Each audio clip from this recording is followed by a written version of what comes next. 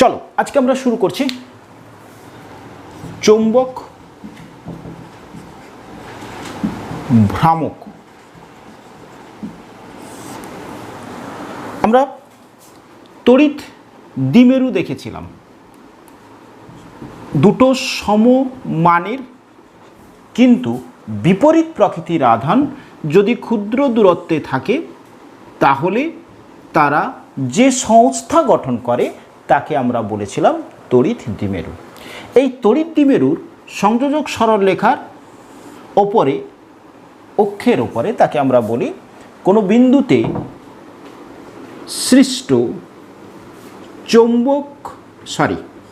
তড়িৎ ক্ষেত্র প্রাবল্যের মান হয় 1/4πε0 2p বাই মধ্যবিন্দু থেকে এই দূরত্বটা যদি আমরা ধরে নিই r, তাহলে r এর কিউব। পি কি? এই পিটা কি? পি হলো তড়িৎ দ্বিমেরু ভ্রামক, যার মানটা কি ছিল 2ql। 2ql তো হলো। আচ্ছা, এবারে আসছি একটা বৃত্তাকার লুপ, এর মধ্য দিয়ে প্রবাহ হচ্ছে। এই লুপের মধ্য দিয়ে প্রবাহের দরুন এই চারপাশে একটি চৌম্বক ক্ষেত্রের সৃষ্টি করে। এক, এই লুপটা কার মতন আচরণ করে? চৌম্বক দ্বিমেরুর মতো আচরণ করে। চৌম্বক দ্বিমেরু কি ছিল? চৌম্বক দ্বিমেরু হচ্ছে দুটো বিপরীত মেরু ক্ষুদ্র দূরত্বে থাকলে একটি চৌম্বক দ্বিমেরু গঠন করে। যেমন দুটো বিপরীত আধান সমমানের ক্ষুদ্র দূরত্বে থাকলে তড়িৎ দ্বিমেরু সৃষ্টি করে, সেই রকমই দুটো মেরু যাদের অবশ্যই মান সমান তারা পরস্পরের বিপরীত মেরু পরস্পর থেকে ক্ষুদ্র দূরত্বে থাকলে চৌম্বক দ্বিমেরুর সৃষ্টি করে। একটি বৃত্তাকার লুপে তড়িৎ প্রবাহ হলে সেটি একটি চৌম্বক দ্বিমেরুর মতো আচরণ করে। এর অক্ষের ওপরে কোনো বিন্দুতে চৌম্বক ক্ষেত্র কত তা আমরা নির্ণয় করেছি। এর কেন্দ্রে চৌম্বক ক্ষেত্রের মান বি সমান বেরিয়েছিল μ0/4πI/r। এটাকে একটু চেঞ্জেস করছি। কীরকম? μ0/4π2πr² ইন্টু আই বাই নিচে লিখলাম আর কিউব।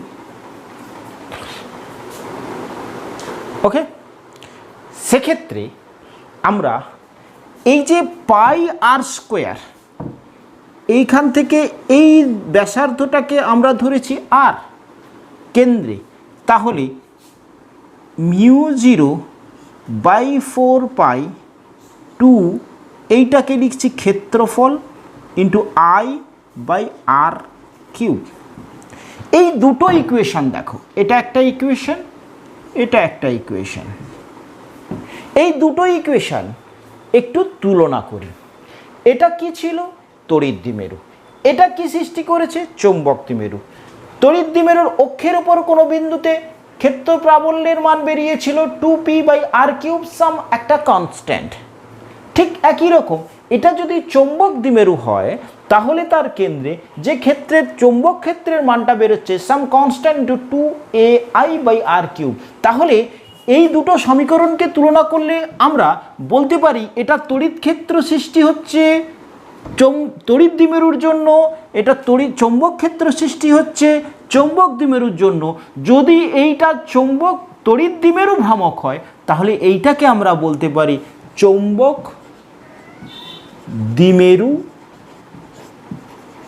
ভ্রামক। তাহলে সেটাকে আমরা ক্যাপিটাল এম দ্বারা ডিফাইন করছি, that equals to A I. A কি? লুপের ক্ষেত্রফল। এ লুপের ক্ষেত্রফল। ওকে, আই কি? লুপে প্রবাহ মাত্রা। এটা যদি একটা দণ্ডচুম্বক অর্থাৎ একটা চৌম্বক দ্বিমেরুও তার অক্ষের সাপেক্ষে কোনো একটা বিন্দুতে, অক্ষের উপর কোনো একটা বিন্দুতে যদি আমরা ক্ষেত্র নির্ণয় করতাম তাহলেও কিন্তু মানটা এই রকমই বেরোতো। অর্থাৎ চৌম্বক দ্বিমেরু ভ্রামক কত পেলাম? A into I for a loop. For a loop, একটা লুপের অর্থাৎ একটা বৃত্তাকার তারের মধ্য দিয়ে তড়িৎ প্রবাহ হলে সেটা চৌম্বক দ্বিমেরুর মতো আচরণ করে, এবং সেজন্য এই কনসেপ্ট থেকে আমরা চৌম্বক দ্বিমেরু ভ্রামকের মান কত পাচ্ছি? ওই লুপের ক্ষেত্রফল ইন্টু ওই লুপের মধ্য দিয়ে প্রবাহ। যদি এইটাতে এন সংখ্যক পাক থাকতো তাহলে কিন্তু আমরা চৌম্বক দ্বিমেরু ভ্রামককে লিখতাম এন পাক সংখ্যা into A into I. N পাক থাকে, এখানে একটিই পাক আছে, তাই দ্বিমেরু ভ্রামকটাকে আমরা লিখছি এ আই। এখানে যদি এই লুপটাতে এন সংখ্যক পাক থাকতো তাহলে আমরা লিখতাম চৌম্বক দ্বিমেরু ভ্রামকের মান এন এ আই। ক্লিয়ার হয়েছে? চলো এবার আসছি পরের পার্টে। লুপ যেমনই আকৃতির হোক না কেন, তার মধ্য দিয়ে প্রবাহ হচ্ছে। এই প্রবাহের দরুন সৃষ্ট চৌম্বক দ্বিমেরু ভ্রামকের অভিমুখ কোন দিকে হবে? আবার ডান হাতের থাম্ব রুল লাগাচ্ছি। দেখো, এই প্রবাহ যে অভিমুখে হচ্ছে, এই লুপের মধ্য দিয়ে প্রবাহ যে অভিমুখে হচ্ছে, ওই আঙুলগুলোকে সেই দিকে প্রসারিত করো, ঘোরাচ্ছি। বৃদ্ধাঙ্গুলি যেদিকে থাকবে সেটা হবে গিয়ে চৌম্বক ভ্রামকের অভিমুখ। এক্ষেত্রে তলের সাথে অর্থাৎ এটা যে তলে আসছে তার সাথে লম্ব করে বহির্মুখী হচ্ছে। দেখো, যদি প্রবাহটাকে আমি পরিবর্তন করে বিপরীত দিকে করি তাহলে কি হচ্ছে? তাহলে তলের সাথে লম্ব করে অন্তর্মুখী। এটার ক্ষেত্রে দেখে নিই। তাহলে দেখো, ট্যাও, এটা কি?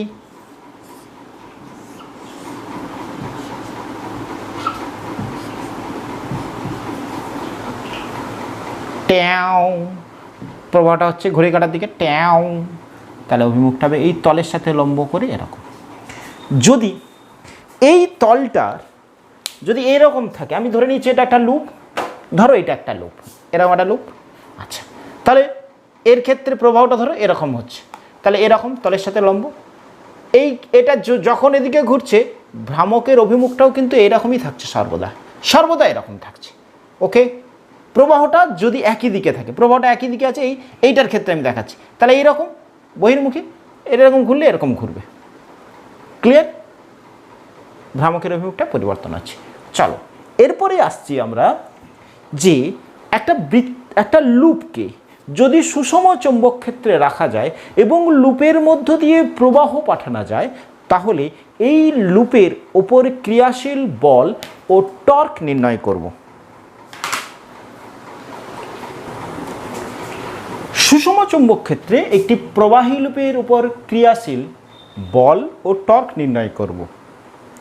প্রথমত আমি ধরছি এইরূপ একটা লুপ আছে, আয়তাকার loop, A B C D. এটার মধ্য দিয়ে ঘড়ির কাঁটার অভিমুখে প্রবাহ হচ্ছে এরকম, প্রবাহ মাত্রা আই। এটা এই বোর্ডের তলে আছে, আর একটি বি মানের চুম্বক ক্ষেত্র এই বোর্ডের তলের সাথে লম্ব করে অন্তর্মুখী ক্রিয়াশীল আছে। কি বললাম? আয়তাকার লুপটা বোর্ডে আছে এরকম আয়তাকার লুপ, আর চুম্বক ক্ষেত্রটা বোর্ডের তলের সাথে এরকম একটি আয়তাকার লুপ, বোর্ডের তলের সাথে লম্ব করে এরকম চৌম্বক ক্ষেত্র, সুষম চৌম্বক ক্ষেত্র বি ক্রিয়াশীল আছে। তাহলে এই চৌম্বক ক্ষেত্রে পরিবাহীর মধ্য দিয়ে প্রবাহের দরুন সৃষ্ট চৌম্বক বল আগে আমি ক্যালকুলেট করি, কত বল হচ্ছে এই অবস্থাতে। এক্ষেত্রে এ বি সি ডি একটি আয়তাকার লুপ, যার মধ্য দিয়ে প্রবাহ আই। কাগজের, আমরা এক্ষেত্রে এটা খাতায় লিখব, তাই আমরা কাগজের তলে লিখে দিচ্ছি, কাগজের তলে লুপ অবস্থিত। আমরা এখানে বোর্ডে করাচ্ছি, কিন্তু আমরা খাতায় লিখব বলে তোমাদের জন্য কাগজের লুপ, কাগজের তলে, কাগজের তলে লুপ অবস্থিত। ওই তলের সাথে বি মানের সুষম চৌম্বক ক্ষেত্র, সুষম চৌম্বক ক্ষেত্র লম্বভাবে অন্তর্মুখী, ওকে, অর্থাৎ অভ্যন্তরের দিকে ক্রিয়াশীল আছে। এখন এই প্রত্যেকটা তারের উপরে ক্রিয়াশীল বল আমি দেখি কীরকম কাজ করছে। এটা সি ডি, ডি থেকে সি এর দিকে প্রবাহ হচ্ছে, চৌম্বক ক্ষেত্র আছে অন্তর্মুখী। ঠিক একই রকম বি থেকে এর দিকে প্রবাহ হচ্ছে, চৌম্বক ক্ষেত্র আছে অন্তর্মুখী। এই দুটো বাহুর জন্য আমি দেখে নিই বল কত মানের ক্রিয়াশীল হচ্ছে। ডান হাতের পাম রুল হিসেবে আমরা বলের অভিমুখ নির্ণয় করব, আর বলের মানটা কত হবে আমরা জানি। কত বলের মান? বলের মানটা হবে এফ ইজিক্যাল টু, আমরা পেয়েছি আই, এই বাহু দুটোর দৈর্ঘ্য বি বি, এই বাহু দুটোর দৈর্ঘ্য এ এ ধরলাম, তাহলে এটার দৈর্ঘ্য কত? A sorry B. কত চুম্বক ক্ষেত্রে আছে? B sine of theta. Okay, দেখো আয়তক্ষেত্রের লুপটার এই বাহুটা কত বলেছি? বি দৈর্ঘ্যের, এই বাহুটা কত বলেছি? এ দৈর্ঘ্যের। আচ্ছা, তাহলে এই পরিবাহীটা বা এই পরিবাহীটা, এই দুটো পরিবাহীর সঙ্গে চৌম্বক ক্ষেত্রের কোণ কত? থিটা কত? Theta is equal to 90। তাহলে এক্ষেত্রে ক্রিয়াশীল বল কত? আই বি বি, যেহেতু সাইন 91। তাহলে এই বল এবি বা ডিসি উভয়ের উপরে ক্রিয়াশীল, কিন্তু দুটোর মধ্যে প্রবাহ কীরকম হিসাবে, প্রবাহের অভিমুখ হিসাবে দুটোর উপরে ক্রিয়াশীল বল আমি দেখে নেব কোন অভিমুখে কাজ করছে। সেই ডান হাতের পাম রুল বা তালু নিয়ম দ্বারা কি বলেছিলাম? চৌম্বক ক্ষেত্রের অভিমুখ আঙুলগুলোকে, বাকি আঙুলগুলোকে প্রসারিত করে বৃদ্ধাঙ্গুলি যদি প্রবাহের অভিমুখ নির্দেশ করে, তালু যে অভিমুখে থাকবে সেটা হবে গিয়ে ক্রিয়াশীল বলের অভিমুখ। চলো, ডি থেকে সি এর দিকে প্রবাহ হচ্ছে, চৌম্বক ক্ষেত্র তলের সাথে লম্ব হবে অন্তর্মুখী, তালু কোন দিকে? ওপরের দিকে, তাহলে ক্রিয়াশীল বল কোন দিকে? ওপরের দিকে। ক্লিয়ার হয়েছে? আচ্ছা, এবারে এ থেকে বি এর দিকে চৌম্বক ক্ষেত্র ভেতরের দিকে, প্রবাহ হচ্ছে বি থেকে এর দিকে, দেখিয়েছি, তাহলে তালু কোন দিকে? নিচের দিকে। আচ্ছা, বলো এই লুপ, এটা লুপ ইমাজিন করো, একটা বল হচ্ছে এই রকম, একটা বল হচ্ছে এই রকম, তাহলে এই দুটো বল এক রেখীয়। সিডি ও এবি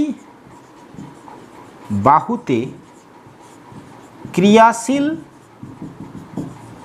বল সমান ও এক রেখীয়। সুতরাং F net is equal to 0, ওই রেখা বরাবর হয়েছে, ওয়াই অক্ষ বরাবর। এবার আসছি এডি আর সিবি।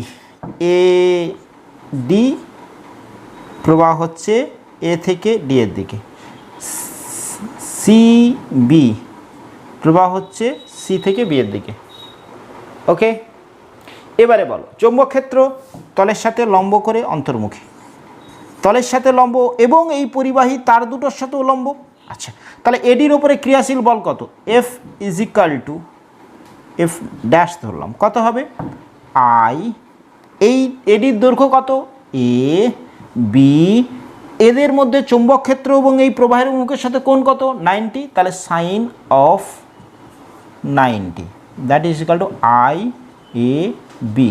এবং এফ ড্যাশ একই হচ্ছে সিডির জন্য, কত হবে? আই এ নিউমেরিক্যাল ভ্যালু বলছি, বি, এটাই হচ্ছে। কিন্তু এই দুটো বাহুতে ক্রিয়াশীল চৌম্বক বলের অভিমুখ দেখি, ডান হাতের অভিমুখ চৌম্বক ক্ষেত্রে অভিমুখ দেখাচ্ছি প্রবাহের দিকে, তাহলে তালু কোন দিকে থাকছে? এদিকে। তাহলে এর ওপরে ক্রিয়াশীল বল হচ্ছে গিয়ে এই অভিমুখে, এর উপরে ক্রিয়াশীল বল দেখো চৌম্বক ক্ষেত্র ভেতরের দিকে, প্রবাহ নিচের দিকে, তালু কোন দিকে? ওই দিকে, এফ ড্যাশ। এই এফ ড্যাশ এবং এফ ড্যাশ এই দুটোই সমমানের এবং তারা একরেখীয়। তাহলে এক্ষেত্রে এই এর ওপরে summation of F dash is equal to 0, ওই রেখা বরাবর এক্স অক্ষ বরাবর। তাহলে নিট একরেখীয় হওয়ার কারণে এটা একরেখীয়, সঙ্গে একরেখীয়, সমানও একরেখীয়, সুতরাং সামেশন অফ টাও ইজ ইকাল টু এক্ষেত্রে 0। কি পেলাম? এবার এই কনসেপ্টটা বুঝবার চেষ্টা করছি। দেখো, যখন কাগজের তলের সাথে চৌম্বক ক্ষেত্র লম্বভাবে অন্তর্মুখী বা বহির্মুখী, এখানে আমি অন্তর্মুখী ক্যালকুলেট করেছি, অন্তর্মুখী, ওই তলে যদি একটা কুণ্ডলী অবস্থান করে তাহলে তখন তার ওপরে নিট বল 0, নিট টর্ক 0। ক্লিয়ার হয়েছে? আচ্ছা, এক্ষেত্রে এই ব্যাখ্যাটাকে আমরা আরেকটুভাবে চেষ্টা করছি বুঝতে। আচ্ছা, তাহলে এটা যদি কুণ্ডলী হয়, বলো প্রবাহ হচ্ছে এই অভিমুখে, তাহলে প্রবাহ এই মুখে হলে এই কুণ্ডলীর জন্য যে চৌম্বক দ্বিমেরু সৃষ্টি করছে সেই দ্বিমেরুর অভিমুখ কোন দিকে? প্রবাহ অন্তর্মুখী, এরকম করে অন্তর্মুখী। আচ্ছা, তাহলে এখানটাতে দেখাচ্ছি, এটা বুঝবে খুব মন দিয়ে। তাহলে অন্তর্মুখী, ওকে। বি এর অভিমুখ কোন দিকে? এটা এম এর অভিমুখ দেখালাম, বি এর অভিমুখ কোন দিকে? সেম, অন্তর্মুখী। তাহলে এম এবং বি এর মধ্যে অন্তর্বর্তী কোণ কত? এম এবং বি এর অন্তর্বর্তী কোণ 0 ডিগ্রি। যখন একটি আয়তাকার লুপের প্রবাহের দরুন সৃষ্ট চৌম্বক ভ্রামকের অভিমুখ এবং চৌম্বক ক্ষেত্রের অভিমুখ একই দিকে, তখন ওই কুণ্ডলীটার ওপরে ক্রিয়াশীল টর্ক এবং বল দুটোই শূন্য হচ্ছে। ক্লিয়ার হয়েছে? এরপরে আসছি আমরা, যদি এই কুণ্ডলীটাকে এইরকম ছিল, আমি কুণ্ডলীটাকে এরকম ঘুরিয়ে দিলাম, কুণ্ডলীটা এরকম ছিল তলের সাথে, কাগজের তলে ছিল, তল থেকে এরকম করে ঘুরিয়ে দিচ্ছি, তখন ক্রিয়াশীল বল এবং টর্ক কত ক্যালকুলেট করব। আমাদের ক্ষেত্রে আমরা এই কনসেপ্টটা বুঝবার পর আমাদের কিন্তু পরীক্ষাতে যদি পড়ে যে সুষম চৌম্বক ক্ষেত্রে প্রবাহী ক্রিয়াশীল বল এবং টর্কের অভিমুখ, এটা একটা কনসেপ্ট 1 নম্বর, যখন 0 ডিগ্রিতে থাকবে। আরেকটা কনসেপ্ট বোঝাচ্ছি, যখন থিটাতে থাকবে। আচ্ছা,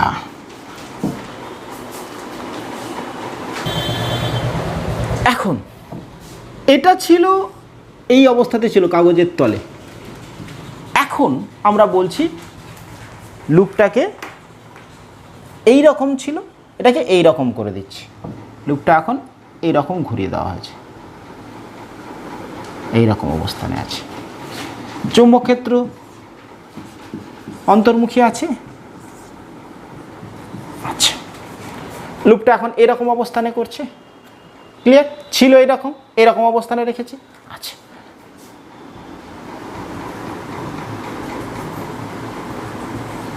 এই রকম থাকলে এর উপরে ক্রিয়াশীল বল বা টর্ক নির্ণয় করি।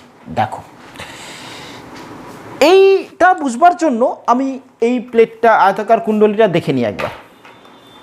দেখো এটা যখন এই রকম ঘুরিয়ে দিয়েছো, চৌম্বক ক্ষেত্র যেমন ছিল তেমন, এই কুণ্ডলীটার ক্ষেত্রে যখন এই রকম কুণ্ডলীটা অবস্থান করছে, এই রকম অবস্থান করছে, এখন বি অর্থাৎ চৌম্বক ক্ষেত্র এ বি সি ডি খুব বুঝে নেবে, বুঝে নেওয়ার পর শুধু লেখাটা, কিন্তু কনসেপ্ট আগে বুঝে নিতে হবে। যখন এই রকম থাকছে তখন বি এর সাথে এই বাহু, এটা ধরো একটা পরিবাহী, এর সাথে কত আর 90 ডিগ্রি কোণে নেই, বা এইটার সাথে 90 ডিগ্রি কোণে নেই, ধরো সেই অ্যাঙ্গেলটা আমরা ধরছি ফাই। সিডি এইরকম, চৌম্বক ক্ষেত্র এরকম, এই অ্যাঙ্গেলটা ধরো আমি ধরছি ফাই। ওকে, তাহলে সেক্ষেত্রে ক্রিয়াশীল বল কত হবে? এফ ইজ ইকাল টু আমরা ধরছি I B B sine of phi, এরকম। এটা চৌম্বক ক্ষেত্র, তাহলে এর দৈর্ঘ্য ইন্টু চৌম্বক ক্ষেত্র এবং দৈর্ঘ্য প্রবাহের অভিমুখে এলের অভিমুখ, তার সাথে কোণ যদি ফাই হয় তাহলে এফ এর অভিমুখ হচ্ছে, বলের মান হচ্ছে গিয়ে আই বি বি, এবং তার অভিমুখটা কোন দিকে দেখি। দেখো তাহলে প্রবাহটা হচ্ছিল এইরকম, এই দুটোই এ বি এবং সিডি, এই দুটো বাহুই চৌম্বক ক্ষেত্রের সাথে একই কোণ করে আছে ফাই। বলের মানও তাহলে একই, F is equal to I B B sine of phi. এবারে অভিমুখ দেখি, এটা ছিল চৌম্বক ক্ষেত্র, এটা চৌম্বক ক্ষেত্র, এটা ছিল পরিবাহী। এবারে বলো তাহলে কি হচ্ছে? চৌম্বক ক্ষেত্রের অভিমুখ প্রবাহের অভিমুখ দেখাচ্ছি, তাহলে কোন দিকে?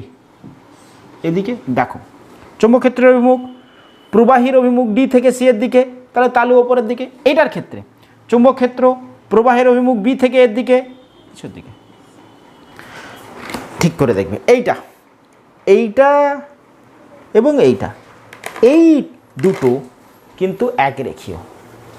ক্লিয়ার হয়েছে? তাহলে এখানে লেখাটা লিখতে হবে, কি লিখবে না,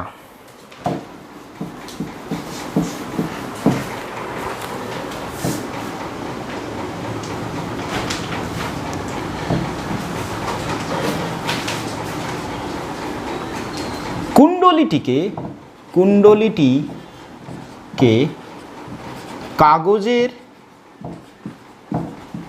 তলের সাথে থিটা কোণে রাখলে, আচ্ছা আগের লেখাটা কি লিখবে? আমরা যদি শুধুমাত্র এই থিটা কোণের সাপেক্ষে টাউটা নির্ণয় করতে চাই তাহলে কি লিখবে? এ বি সি ডি একটি আয়তাকার কুণ্ডলী যার দৈর্ঘ্য এডি এবং বিসি ইজিক্যাল টু এ, প্রস্থ সিডি এবং বিএ ইজিক্যাল টু বি। এই কুণ্ডলীটি কাগজের তলের সাথে থিটা কোণে রাখলে সিডি ও বিএ বাহুতে ক্রিয়াশীল বল F equal to I B B sine phi, যা এক রেখীয়। অর্থাৎ এই বাহুতে এবং এই বাহুতে, এই দুটো পরিবাহীতে যে বল দুটো ক্রিয়াশীল হচ্ছে তারা পরস্পরের সমান। সেবি বাহুতে ক্রিয়াশীল বল এটা, যা একরেখীয় হচ্ছে। সুতরাং বলগুলি কুণ্ডলীতে কোনো ঘূর্ণন সৃষ্টি করে না। ওকে, এবারে দেখো খুব মন দিয়ে, এরকম ঘুরে গেছে। এখন এইটা হচ্ছে গিয়ে এডি, এইটা হচ্ছে গিয়ে বিসি, এরকম আছে, এর মধ্যে দিয়ে প্রবাহ হচ্ছে এদিকে, এই মধ্যে দিয়ে প্রবাহ হচ্ছে এদিকে। এটা কিন্তু আর এক রেখীয়ভাবে নেই, এটা কিন্তু এইখানে আছে, এটা এইখানে আছে। ওকে, এবারে বলো এইটার মধ্যে দিয়ে প্রবাহ কোন দিকে হচ্ছে? এ থেকে ডি এর দিকে, এ থেকে ডি এর দিকে, এটা এ থেকে ডি এর দিকে। ওকে, এবারে এ থেকে ডি এর দিকে প্রবাহ হচ্ছে, চৌম্বক ক্ষেত্র হচ্ছে গিয়ে ভেতরের দিকে, এবারে প্রবাহ হচ্ছে এদিকে। তাহলে বলটার অভিমুখটা কোন দিকে হচ্ছে? এদিকে। দেখো তালু কোন দিকে হচ্ছে? আমার দিকে, এদিকে। এইটার ক্ষেত্রে এইখানটাতে আছে, দেখো এইটা এবং এইটা, এইটা এদিকে, এইটা এদিকে। এটা কি করছে এই বল দুটো? এটাকে গুণ, কারণ এরা একরেখীয় না। একটা বল আছে এদিকে, একটা বল আছে এইখানে এদিকে, একটা বল আছে এদিকে, একটা বল আছে এদিকে। এটা কিন্তু একরেখীয় নয়। এই ছবিটাতে মনে হচ্ছে যেন একরেখীয়, একরেখীয় না। আমি কিন্তু উপর থেকে একটা ভিউ দিয়ে দেখাবো, যেটা দেখা যাবে। দেখুন এরকম আছে, একটা এদিকে, একটা এদিকে। দেখো এটা কিন্তু এই তলে নেই, এটা এরকম ঘুরে আছে, অভিমুখটা তালুর দিকে, এদিকে, এখানে তালু করলে এদিকে। তাহলে একটা আছে এইখানে, একটা আছে এইখানে।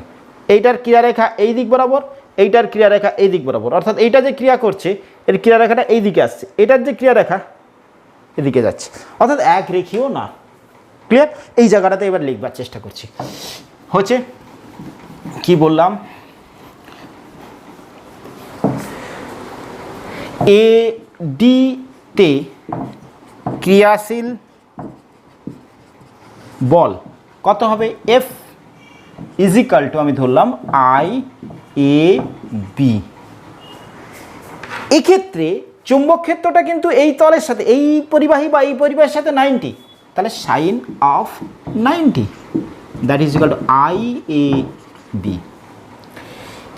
সিবিতে ক্রিয়াশীল বল সেম মানের হবে আই এ বি, এটাও 90, চুম্বক ক্ষেত্রের সাথে 90 আছে এই বাহুটা বা এই বাহুটা।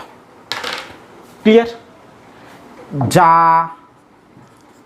যেগুলো একরেখীয় না তারা একরেখীয় না, তারা এক রেখীয় নয়। ফলে ওই বল দুটি দ্বন্দ্বের সৃষ্টি করে, দ্বন্দ্বের সৃষ্টি করে এবং কুণ্ডলিতে ঘূর্ণন ঘটায়। ওকে, আচ্ছা, এটাকে আমি ওভারভিউ দিয়ে একবার দেখবার চেষ্টা করি। ওভারভিউ দিয়ে ওপর থেকে দেখছি, টপ থেকে, এরকম কুণ্ডলিটা আছে, এরকম কুণ্ডলিটা আছে, ওপর থেকে দেখছি, তাহলে কনসেপ্টটা অনেকটা ক্লিয়ার হবে, অর্থাৎ রেখাটা বুঝতে একটু সুবিধা হবে। দেখো হয়েছে, এতটা তোলা হয়েছে। চলো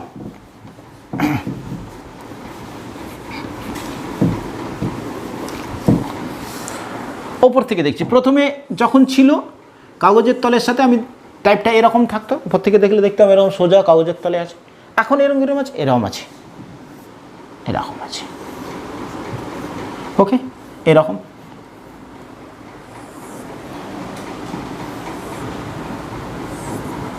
এরকম আছে। উপর থেকে যখন দেখছি এরকম, উপর থেকে দেখছি এরকম আছে।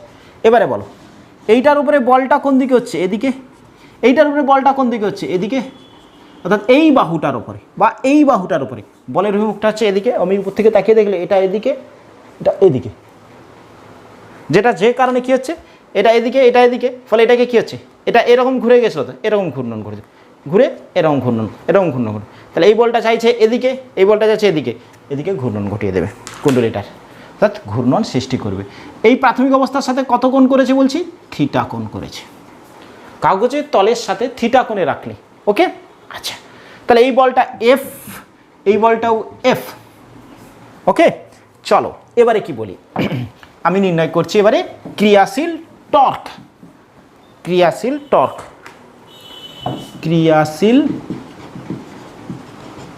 টর্ক টাও সমান, টর্ক সমান কি, যে কোনো একটি বল এটার ঘূর্ণন ঘটবে কোন, এই অক্ষ বরাবর, এই অক্ষ বরাবর এর মধ্যে একটা ঘূর্ণন সৃষ্টি করবে। এটা এরকম ঘুরে এদিকে, ঠিক মাঝ বরাবর একটা ঘূর্ণন সৃষ্টি করবে এই অক্ষ বরাবর। টাও যে কোনো একটি বল ইন্টু তাদের ক্রিয়ারেখার লম্ব দূরত্ব। চলো এইটার এটা ক্রিয়ারেখা, এটার ক্রিয়ারেখা, এই লম্ব দূরত্ব, এটাকে আমি দিয়েছিলাম ডিসি। এটা যদি আমি ও নাম দিই তাহলে কি লিখবো? ক্রিয়ারেখা, একটার ক্রিয়ারেখা এদিকে, একটার ক্রিয়ারেখা এদিকে, তাহলে লম্ব দূরত্ব কোনটা? CO, CO, F into CO. এবারে বলো এটা থিটা হলে এইটা থিটা, এটা থিটা হলে সিও কত? সিও লিখতে পারি F into DC sine of theta. F কত বেরিয়েছে, অর্থাৎ এই বাহুতে বা এই বাহুতে যে বলটা সেটা কত বেরিয়েছে? I A B, okay, DC B sine of theta. বলো কোনো জায়গায় কনফিউশন? এই বাহুটা বি ছিল, এর ওপরে বা এর ওপরে ক্রিয়াশীল বল এফ, যার মানটা আই এ বি, এই অ্যাঙ্গেলটা থিটা করে ডিসি সাইন থিটা এসেছিল। আচ্ছা দেখো I A B B sine of theta, A B মানে কি? কুণ্ডলীটার ক্ষেত্রফল, তাহলে I into A B sine of theta. তাহলে আমরা টাও ভেক্টর হিসেবে লিখলে আই এ কি? ক্ষেত্রফল। ক্ষেত্রফল কি রাশি? ভেক্টর রাশি। তাহলে আমরা লিখতে পারি A cross B tau is equal to, আরেকবার চেঞ্জ করবো, আমরা লিখতে পারি, দেখো আরেকটা চেঞ্জ হয়েছে, এটা clear? Tau is equal to I A সমান এক্ষুনি দেখেছি M B sine of theta, mod value, obviously এটা মড ভ্যালু, মড মান। যদি এটাকে ভেক্টর রূপে লিখি তাহলে টাও ইজ ইকুয়াল টু লিখবো এম ক্রস বি। এম কি? এম কি? চৌম্বক ভ্রামক। দেখো এটা যখন কুণ্ডলীটা এই রকমের ছিল, এর এম এবং বি একই এই রেখা বরাবর ছিল, কুণ্ডলীটা এরকম ঘুরে গেছে, এম এদিকে কিন্তু বি এদিকেই আছে, তাহলে এই অ্যাঙ্গেলটা কত? এম বি, এই যে থিটা, এটা থিটা কি? এম এর এবং বি এর অন্তর্বর্তী কোণ, এম বি এর অন্তর্বর্তী কোণ। দেখো যখন দুজনে একই ছিল, থিটা ইজিক্যাল টু যখন ছিল জিরো, থিটা ইজিক্যাল টু যখন ছিল জিরো, তখন এম বি, এই M B sine of zero, that is tau সমান ছিল জিরো। ওকে, এটার ম্যাক্সিমাম মান কত হবে? টাউ ইজিক্যাল টু ম্যাক্সিমাম হবে এম বি। কখন? যখন থিটা ইজিক্যাল টু 90 হবে। মানে কি? চুম্বক ক্ষেত্র এদিকে আছে এরকম, তলের সাথে লম্বা হবে, আমি এটাকে এরকম রেখেছি কুণ্ডলীটাকে, তাহলে চুম্বক ক্ষেত্র এই অভিমুখে, কুণ্ডলীটার প্রবাহের অভিমুখ, এই ক্ষেত্র অবলের, এই ভ্রামকের অভিমুখ এদিকে, কত? 90-তে ম্যাক্সিমাম ভ্যালু। ওকে, ক্লিয়ার করা গেছে? তাহলে সুতরাং আমাদের ক্ষেত্রে চুম্বক দ্বিমেরু ভ্রামকের অভিমুখ ক্ষেত্রের উপরে ক্রিয়াশীল টর্ক বেরোলো। বল কত? এটাও যে বল, এটাও সেই বল, তাহলে একে অপরকে ক্রিয়াশীল করছে, summation of F is equal two zero. অর্থাৎ দুটো ক্ষেত্রেই নেট বলটা জিরো হচ্ছে, কিন্তু টর্কটা এক্ষেত্রে কত হচ্ছে? এইরকম। অর্থাৎ কোনো কুণ্ডলীর দ্বিমেরু ভ্রামক এবং চৌম্বক ক্ষেত্র পরস্পরের সঙ্গে থিটা কোণে থাকলে ক্রিয়াশীল টর্কের মান এই রকম। প্রশ্ন থাকতে পারে ক্রিয়াশীল টর্কের মান কীভাবে এম এবং বি অ্যাঙ্গেল করছে, আশা করি ক্লিয়ার করানো গেছে। Thank you.